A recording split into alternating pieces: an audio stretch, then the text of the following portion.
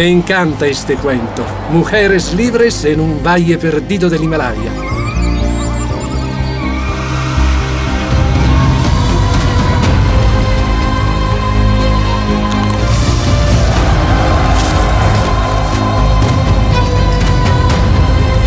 Ezerk ez ninduke zoriontsuago egingo berriro libre eta arin sentitzeak baino. Kaixo, egunon. Así egingo dugu El sueño de la sultana filmaren prentsaurrekoa. Hola, buenos días. Vamos a dar comienzo a la rueda de prensa de la película El sueño de la sultana, que, como sabéis, es una coproducción entre España y Alemania y que tiene su estreno mundial en el Festival de San Sebastián, en su sección oficial. Además de competir por la Concha de Oro, la película opta también al Premio Irizar al cine vasco y al Premio a la Cooperación Española. Se trata del salto al largometraje de la cineasta y animadora vasca Isabel Erguera y nos acompañan en esta rueda de prensa, voy a ir presentándolos en orden, Diego Erguera, productor, Iván Miñambres, productor, Fabián Drijorst, productor, Mariano Baratech, productor, Gianmarco Serra, guionista, editor y compositor, Isabel Erguera, directora, guionista y productora, Chelo Loureilo, productora ejecutiva, Miren Arrieta, actriz, Mousumi Boumik, especialista roqueya y autora del poema de la canción Vida de Roqueya, y Upamaniu Bhattacharya, artista. Os pido un aplauso para el equipo de la película.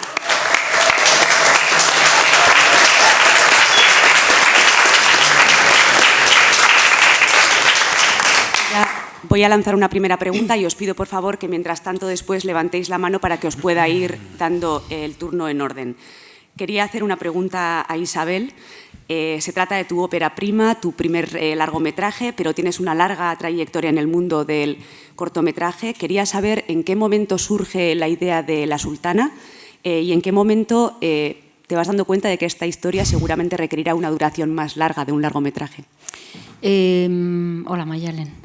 La idea de hacer La Sultana fue en el momento que me encontré con el libro. No habían pasado ni 10 segundos cuando pensé, aquí me apetece trabajar con este material.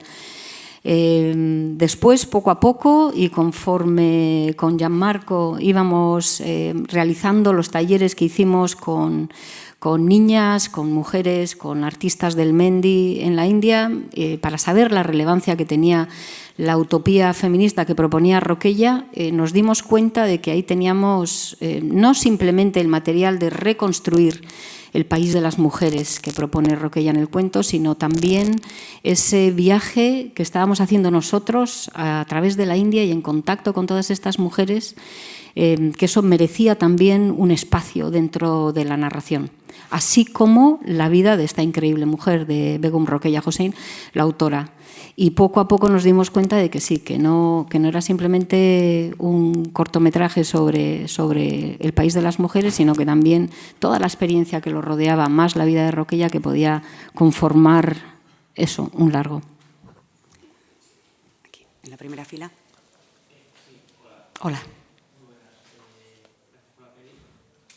Yo quería preguntar pues, un poco sobre las técnicas de animación, cómo ha sido todo el trabajo, toda la mezcla, el trabajo con el resto de animadores y animadoras y luego también pues, quería preguntar por el reparto de voces, como digo, con Miren Arrieta, bueno, incluso también con Paul Preciado y el resto de personajes. Gracias. Vale, a ver si me acuerdo de todas las preguntas. Primero, sobre las técnicas, como os he contado, en un principio pensábamos hacer El país de las mujeres y ese lo teníamos, yo creo que desde el principio bastante claro que queríamos hacerlo con la técnica del tatuaje temporal, porque ya habíamos hecho algunos talleres con las mujeres, habíamos desarrollado ya una manera de poder contar la historia y una relación con ellas. La parte de la vida de Roqueya queríamos hacerla algo que similar al teatro de sombras, que era como un entretenimiento muy popular a comienzos de siglo y durante el tiempo que creció Roqueya. Y lo tercero, que era ese hilo conductor de todas las historias, ese marco que lo engloba todo, que era el viaje de la protagonista, de Inés, y ese queríamos hacerlo algo que representara también su cuaderno de viajes, que es mi propio cuaderno de viajes, las acuarelas, y ese está hecho en la la técnica tradicional de animación 2D. Al mismo tiempo, yo pensaba inocentemente que si repartíamos el trabajo en distintos equipos que iba a resultar todo un poquito más ligero, más fácil a nivel de producción, cosa que tampoco soluciona mucho. También dividimos en 3 equipos fundamentales, uno en la India para la parte del País de las Mujeres, otro equipo en Navarra, María Manero y Edu Elósegui, que Edu Elósegui es de aquí, y por último la animación 2D está hecha en el estudio Glow de Almendralejo, los mismos que hicieron Buñuel en El laberinto de las tortugas, y finalmente todos los fondos están hechos aquí en Tabacalera, contando con la mano de artistas como Ángel Peris y Sandra Garayoa, con quien hicimos a lo largo de 6 meses en una residencia artística, hicimos los fondos todos a mano. Voces. Sobre las voces, y gracias también a que nos pusimos en contacto con Fernando Bernués y Mireia Gabilondo, que nos pusieron en contacto con Miren y con Mireia, que ya son las 2 voces de aquí. Después, Yanma, tú puedes hablar de la voz en Italia, de Roberto Essi. Sí. Y de Paul, es Paul. verdad. Paul y Mary Bird, es verdad. Durante el proceso de escribir el guión, de imaginarnos la idea, hubo en San Telmo en el 2015 unas conferencias en torno a la utopía que dio Paul Preciado. No sé si alguno de vosotros os acordáis. Me acuerdo que asistimos a las conferencias y para mí fue muy revelador el hecho de profundizar sobre el tema de las utopías. Así que cuando estábamos escribiendo el guión, a Yanma se le ocurrió, ¿y por qué no incorporar ese momento tan importante que fue durante el desarrollo del proyecto, el contar con Paul? Y le escribimos unos diálogos, se los enviamos, esto era durante la pandemia, y muy generosamente nos grabó los diálogos. Y Mary Bird, yo soy una gran seguidora de Mary Bird y me la encontré también en la misma escena donde aparece en la película, en los Museo Capitolini, y me acerqué a ella para darle las gracias por todo lo que hace por la cultura. Y al cabo de muy poco tiempo leí Mujeres y Poder, le escuchamos en una conferencia, le pedimos permiso si podíamos utilizar sus palabras y también nos dio el ok. Sí, y está la voz de Miren, que nos encantó, nos sedujo, porque ha logrado interpretar el personaje de una manera extraordinaria. Le ha dado una vida, una personalidad verdaderamente única. Ha sido un privilegio poder trabajar con ella.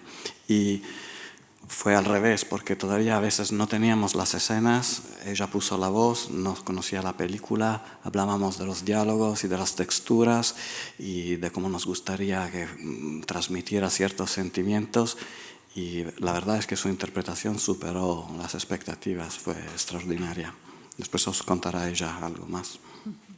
Y se han grabado voces en la India durante la pandemia. A veces hemos podido estar en Calcuta, otras veces hemos hecho vía Zoom con unos estudios de grabación. Y de las voces en Italia me encargué yo. Y hay muchos idiomas en la película, como habéis visto, y fue la elección de mantener estos idiomas, porque es también un viaje sonoro. Una película es también una experiencia sonora. Hola, ¿qué tal? Buenos días. Felicidades a todas y a todos, porque es magnífica vuestra película. Yo quería preguntarte, Isabel, por el feminismo global, por este feminismo que se sale de la mirada occidental. Y además hoy, precisamente en El País, la primera noticia es que 1 de cada 6 mujeres en el mundo es india. ¿Y cómo es ese nuevo feminismo? Entonces, me interesa un poco la decisión de integrar, o sea, de ampliar el feminismo, por un lado, y luego un poco en tu propia vivencia, porque una película de animación es un calvario. Y tú que eres, claro, no sé, que quiero decir, veo a Chelo que es... como pues formáis parte de ese ejército de locas y de locos, pero un poco tu sensación personal de meterte, por qué, cómo te metes en este viaje que no siempre puede salir bien, y lo del feminismo. Gracias. Bueno, yo descubrí O sea, para mí el descubrimiento de Rokeya Hossein fue como una especie de vuelta de todo, y ha sido de tanta inspiración, ha sido como una especie de mantra que a lo largo de estos 10 años me ha hecho concienciarme mucho sobre mi condición.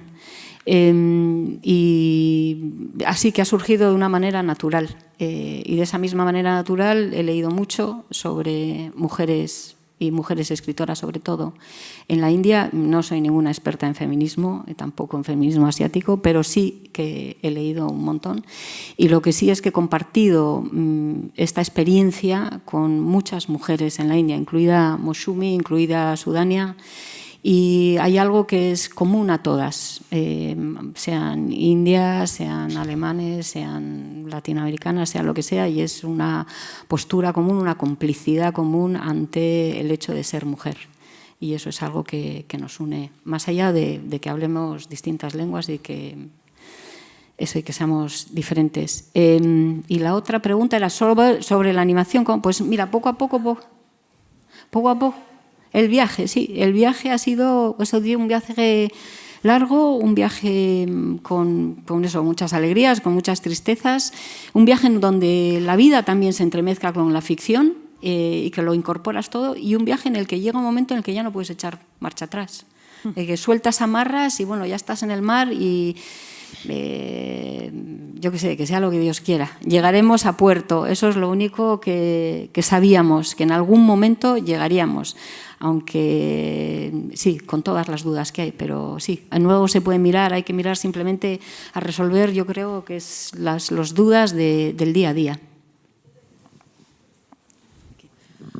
Hola, bueno, enhorabuena por la película, una fantasía y un goce extraordinaria. Mi pregunta es muy concreta, puede ser para Gianfranco o para Isabel. ¿Cómo decidieron qué sonido poner en el país de las mujeres en esa batalla? Porque realmente es la filosofía es que es el sonido que es la defensa del país, y para no, digamos, alienar al público en el salón de cine tampoco. El sonido lo hemos hecho con Simon Bastian en Hamburgo, pero muchos sonidos venían de mis archivos de grabaciones de la India. En el país de las mujeres hemos hecho un pequeño cambio respecto al cuento original. En el cuento original de Begum Rokeya Hossein, las mujeres usan unos espejos y queman el ejército enemigo. Pero mientras estábamos trabajando en eso, explotó la guerra de Ucrania, y hemos pensado que el mensaje podía ser un poquito atenuado, y entonces con Simon, y Simon fue extraordinario en esta parte, hemos pensado que podía ser un sonido que ayudara a los hombres y les alejara para siempre. Y la idea, hay como un gran cambio de volumen y de sonido y de frecuencias, porque tenía que ser un unicum en toda la película. Y entonces ese es un momento en el cual los niveles cambian las frecuencias, cambia la manera de mover el sonido en torno a los speakers. Quizás los habéis escuchado, dura pocos segundos, pero tenía que ser algo de único en toda la película. Aquí. Buenos días. Bueno, enhorabuena por la película y por el trabajo. Mi pregunta es muy concreta, sobre todo relacionada con la presencia digital de la película. Buscando en Internet, cuando escribes en Google El sueño de la sultana, hay muchísima información del libro, y desde hace unas semanas pues empieza a haber cada vez más de la película. Y curioseando en el perfil de Instagram veo que se crea como hace 9 años, y es una cosa muy curiosa porque se mezclan fotos de niños, dibujos infantiles, una foto de Dora la Exploradora. Quería saber cómo ha surgido esto de manera natural, si tenéis alguna estrategia digital o sencillamente pues una foto en el aeropuerto, o, en fin, que explicarais un poquito qué importancia tiene para vosotros esa comunicación digital y cómo ha sido alimentar, digamos, el perfil de la película a lo largo de estos años. Gracias. No, no había ninguna conciencia de comunicación digital para nada. Yo me abrí una cuenta de Instagram, puse Sultana's Dream y ahí empecé a colgar, pues eso, las fotos de los talleres con los niños, algunos dibujos que estaba haciendo en la India, pero simplemente con mucha experimentación. Después, cuando ya comenzamos con la producción, entonces dijeron, pues vamos a utilizar la misma cuenta que ya hay abierta para alimentar ya con cosas de la peli en concreto. Así que hay una mezcla de como cuenta personal y al final ahora ya es peli. O sea que verdaderamente igual deberíamos borrar todo lo anterior. No sé. Nada, no, esa es la historia realmente de la película. Es que es la historia de la película. No se puede borrar nada. Es importantísimo todo lo que ha hecho Isa durante tantos años. La película se hizo gracias a eso, precisamente. Yo quería aprovechar la ocasión para hacer una pregunta un poco doble a Gianmarco y a Isabel. Por un lado, la película tiene una estructura narrativa poco habitual, digamos. Es capitular y de alguna manera se parece más a una estructura de puzzle o más a una estructura de Las mil y una noches que a una narrativa más convencional en el cine. Y por otro lado, también maneja, algunas han salido, muchas referencias de todo tipo, desde feministas a cinematográficas, a quizás más de la tradición india, etcétera. Y no sé si podríais un poco desarrollar estas dos ideas. Yo contesto la primera parte, tú la segunda. Muy bien. Sobre la estructura, yo creo que la estructura también ha surgido de una manera como se pinta un cuadro.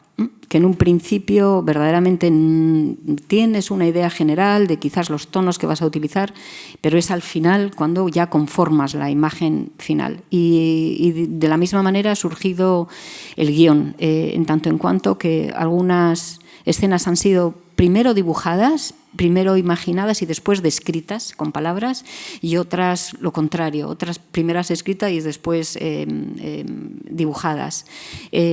Todo esto como la vida, mientras que ocurrían otros episodios que se iban incorporando. Y entonces es verdad, Mayalen, es un puzzle donde vas encajando las cosas y al final es la edición lo que conforma el guión final.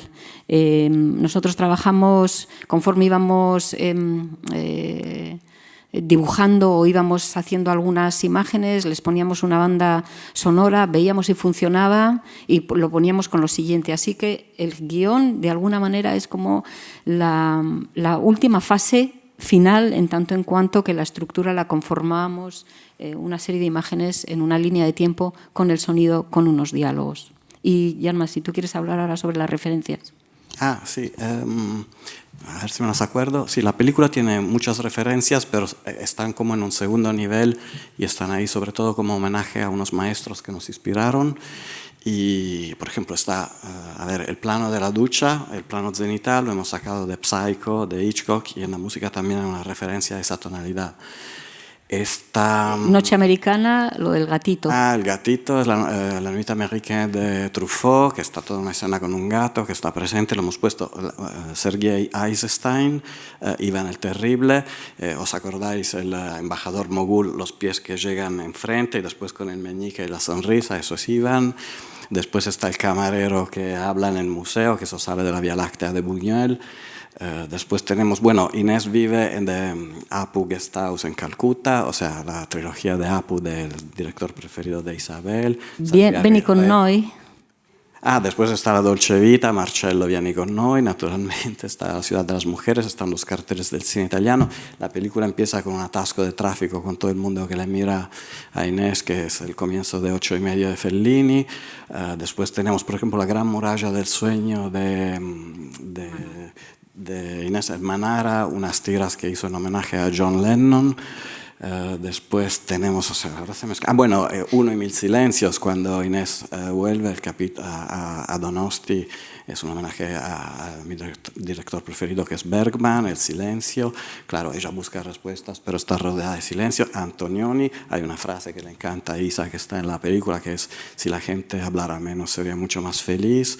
Y la escena del parque con el humo que cubre todo es mi película favorita, El Eclipse de Antonioni, y están las cabezas de los caballos cortados.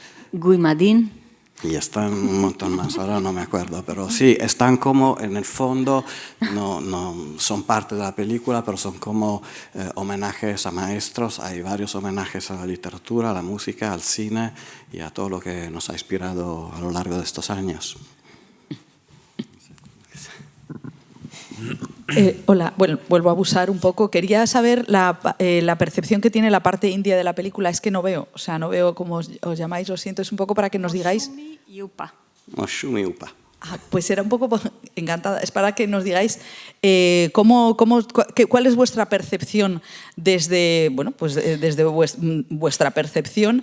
Y luego a Isabel, bueno, también eso quiero decir que sí, cómo se ha percibido dentro del feminismo indio esta película. Y se me ha ido el santo al cielo con una pregunta para Isabel, pero volverá si puedo.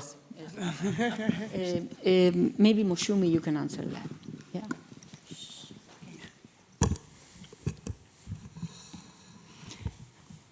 Yeah, so when Isabel told me that she's going to make this film on Begum Ruqaya's Sultana's Dream, it's one of the seminal texts for us, especially women who are interested in, women's rights, in feminism, especially in Bengal, where I come from. She writes in my language. But this book she had written actually in 1905 in English. She first wrote in English. And so this has been a seminal text for Indian feminists for over the past decades. But it's viewed differently by different people. Over the years it's evolved how we perceive this text. But of course the film basically it also changes. It grows out of the text and it becomes much more than the text. So it is Isabel's interpretation of the text. And I think even for us at the ground level where we live and how we perceive women's rights, I think Ruqya is perceived differently. I mean, it can't be the same as it was in the 60s and the 70s, 80s, because she was from, Bengal was partitioned in 1947. It became two countries later in it was Pakistan, later became 1971, it became Bangladesh. So where Ruqya would have come from, that is now part of Bangladesh now. So with the sort of the birth of the new nation of Bangladesh, Ruqya became an iconic figure for the women of Bangladesh, and in their realization of their dreams, Ruqya. So you have the, students' halls named after Ruqya. There are organizations named after Ruqya. There are so many things. And I personally worked on an anthology of Bengali Muslim women writers with my co-editor in Bangladesh. And we started with Ruqya's writings. But of course, Ruqya herself, she, the question of the veil, the question of parda, it's very critical to her writing. So when she's thinking of Ladyland as this land of emancipation for women, how would we perceive it today? Do we really want to lock up our men? What does it mean, when we're thinking of the sound that is going to drive away men? Is it going to drive away men? Or is it going to drive away those forces which cause war, which are those, I mean, we think of gender differently now, don't we? So it is a different thing from 1905, I think. So we perceive things differently as time goes, but she remains relevant for us, I think. ¿Puedo? No, era solamente para Isabel, era por lo de la alta cultura. Paul Preciado, Mary Bird, en una película, esa decisión que a lo mejor puede, no sé, un poco que pensáis en qué público. Cuál es el público del sueño de la sultana y si esas decisiones de incluir pensadores, pues dices, sí, nos puede penalizar en la taquilla, pero nos da igual. Yo la verdad es que no pienso en público. Yo pienso en hacer la mejor película posible que a mí me gustaría ver. Por lo tanto, si está Paul Preciado, si está Mary Bertzi, pues bueno, que la gente después de ver la peli que se busque la información que sea necesaria y descubrirá dos personas estupendas y maravillosas de las cuales hay que alimentarse.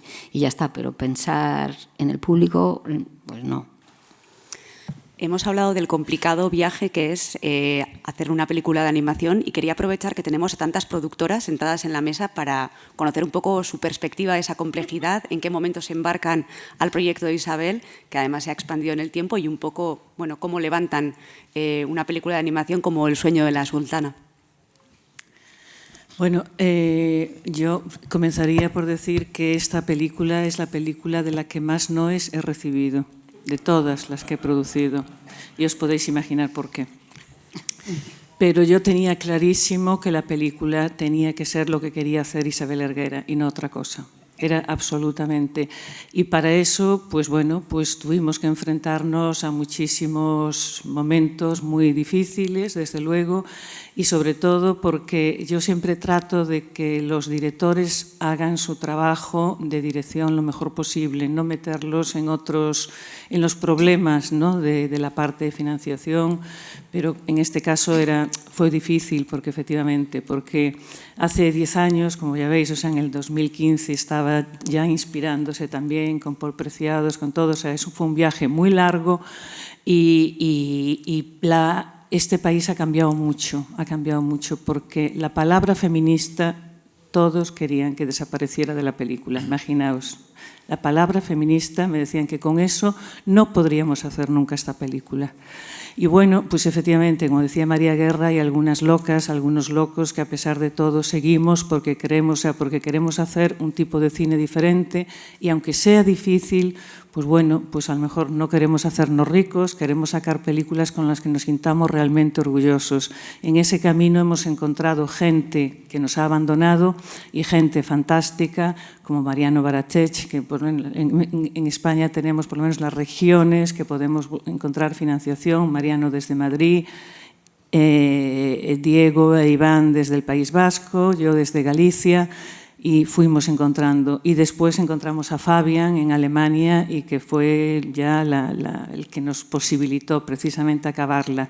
Y además encontramos a José, el Estudio Glow, que nos ha puesto todas las facilidades y nos ha puesto hasta financiación, que ya es el colmo para un estudio. Y eso hay que también quiero reconocérselo porque, en fin, Almendralejo está saliendo ahora en los medios por otra cuestión y por lo que debería salir también es por el equipo que hay fantástico en Glow Animation.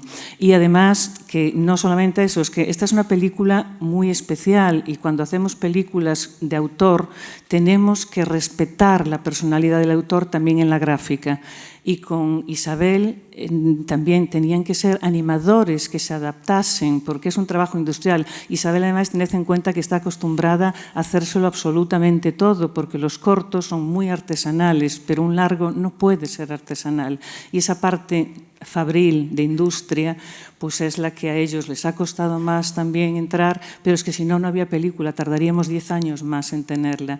Y ha habido una gran generosidad por parte de ellos y por parte de todo el equipo de animación, fantástica. Entonces, bueno, pues eso, en fin, y aquí ahora estamos, ¿no? Con lo cual, pues es lo que nos hace pensar que tan descaminados no íbamos y que probablemente, a pesar de que desde el primer momento tengo que deciros que Isabel y Yanma están convencidos de que esta película es para todos los públicos y a los niños les va a interesar.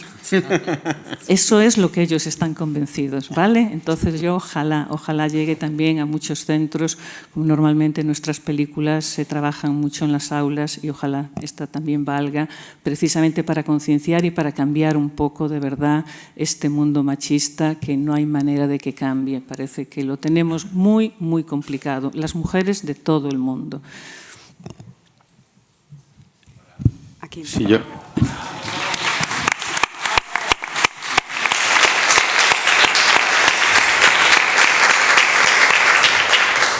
Sí, yo por complementar un poco lo que comenta Chelo, ¿no? Yo me cago en la frase de Isabel esa, yo cuando creo no pienso en el público, ¿no? Bueno, y en el cine, cuando los productores nos decían esa frase, decíamos, cielos, que es que esto hay que financiarlo y es que tenía que haber un público, ¿no? Y es verdad que es un proceso complejo. Es decir, un artista que se pone a pintar un cuadro, un músico a componer, pues no piensa, puede no pensar en el público, piensa en su creación, piensa en su arte. Pero en cine es que no es el arte solo, es que en cine tiene que haber pues unas producciones que efectivamente hay que sacar dinero de televisiones, hay que sacar ayudas, hay que sacar tal, y el mercado te tiene que validar de alguna manera, ¿no? Yo creo que ese fue un proceso que desde el principio, como dice Txelo, pues hemos ido, bueno, los productores viendo cómo se hacía una película y cómo se gestiona una película y cómo se va adaptando a posibles públicos, ¿no? Yo creo que ese proceso, y efectivamente ese posible público ha ido apareciendo y está, y lo va a haber. Lo que pasa es que es verdad que el artista, cuando se expresa como Isabel y se expresa libremente, pues efectivamente ese público lo va encontrando o lo va haciendo en todo el proceso. Y más en un proceso como este que han sido muchos años. Y también los productores nos hemos ido adaptando a ese proceso y enamorando de la película, del proceso de Isabel y de Yanma y de cómo ha sido todo este trabajo, ¿no? O sea, yo creo que también esa es parte de la creación artística que permite la animación. Probablemente en la ficción es mucho más difícil, ¿no? Pero tienes un guión, tienes un plan de producción, lo ruedas y en el montaje puedes jugar un poquito, ¿no? Pero es verdad que en la animación ha sido un proceso largo donde se ha podido jugar muchísimo y se ha podido dar muchas vueltas a todo ese proceso. Y al final yo creo que hay un producto precioso y que va a haber un público para ese producto, desde luego. En la primera fila. Yeah, I would like to add just a few words from the German side, because I came on board very late and I came on board as a fan. Because I saw the trailer that was online several years ago, and I met Isabel in Cologne in Germany, where she is a professor at the Academy of Media Arts. And I was said, if you need any support, I would like to help. And at that time, there were 3 other international co-producers, potentially co-producers, and none of them actually could make it happen. It's like the no's that Txelo was mentioning that were part of the project. And so the project was already in production, and coming on in a project which is already in production is even more challenging than in the beginning.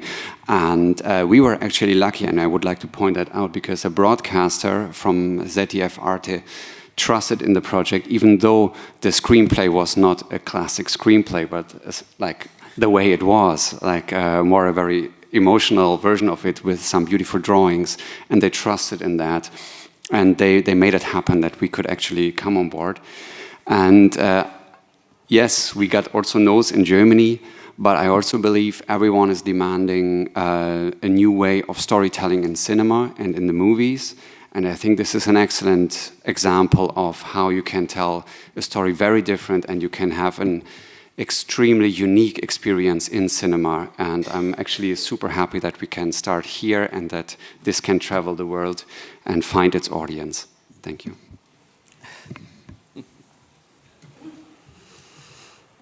Hola, otra vez. Yo quería comentar, bueno, llevamos 3 días de festival y en cada día ha habido una película de animación, nada menos que en la sección oficial. Se inauguró con Miyazaki, ayer se vio la peli de Trueba y Mariscal, hoy la vuestra, y además la vuestra está a competición. No sé si teníais algún tipo de valoración, Isabel o los productores, bueno, quien se anime a decir algo, alguna valoración sobre esto, sobre que haya tanta animación y además en un marco del festival tan importante como la sección oficial. Iván. Bueno, es una gozada que así sea. Yo creo que llevamos mucho tiempo luchando porque la animación no sea un género que sea valorado por las historias que contamos. Y creo que las 3 películas que has nombrado son 3 historias tremendas, súper diferentes y cada una con una personalidad.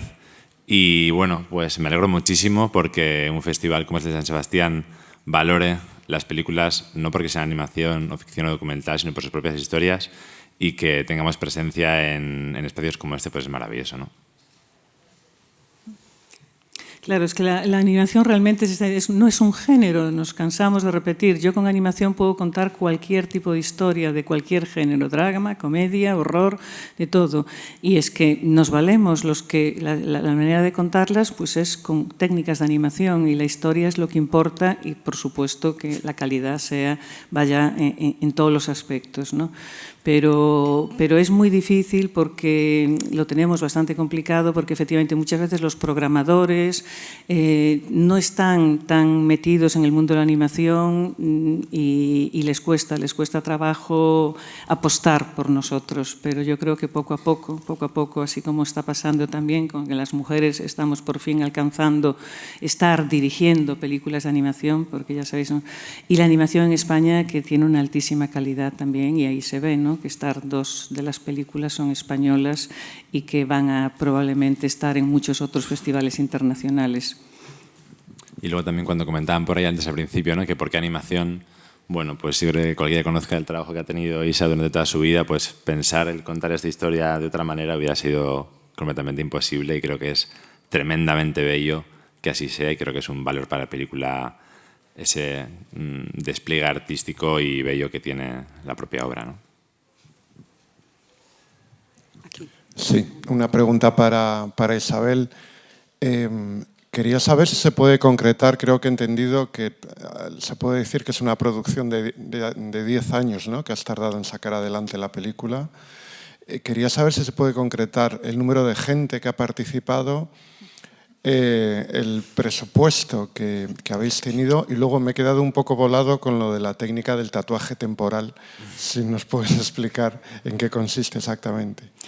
Bueno, sobre los 10 años no han sido 10 años de producción, que durante estos 10 años hemos de trabajos. De trabajos. Y verdaderamente producción comenzamos pues, febrero 2020, un mes antes de que se cerrara todo, un mes antes de la pandemia. Entonces, desde entonces hasta hace un mes, verdaderamente ha sido producción pura y dura. Y sobre el tatuaje temporal, el tatuaje se hace como una especie de conos, ¿no?, como de pastelero, donde se mete la pasta de la henna, que es de unas plantas. Y eso tradicionalmente se pinta sobre el cuerpo.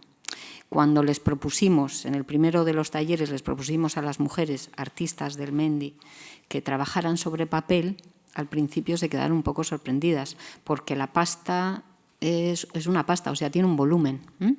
Pero una vez que se iban acostumbrando a cómo manejar la pasta sobre el papel, pues ya eso en un día ya se adaptaron perfectamente.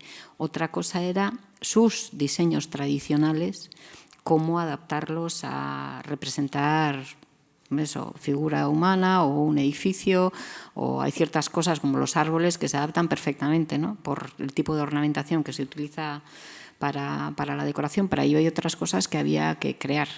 Pero bueno, pues poco a poco se fue creando una librería de imágenes. Y como referencia podéis iros a Tabacalera, que hay una exposición sobre el proceso de trabajo, y ahí podéis ver, de hecho, todos los dibujos, o muchos de los dibujos originales, y de dónde viene esto del Mendy, lo vais a entender perfectamente.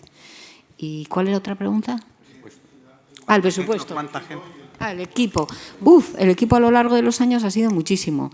La verdad es que no te podría decir cifras, porque pueden ser 50 o por ahí, no sé, más o menos.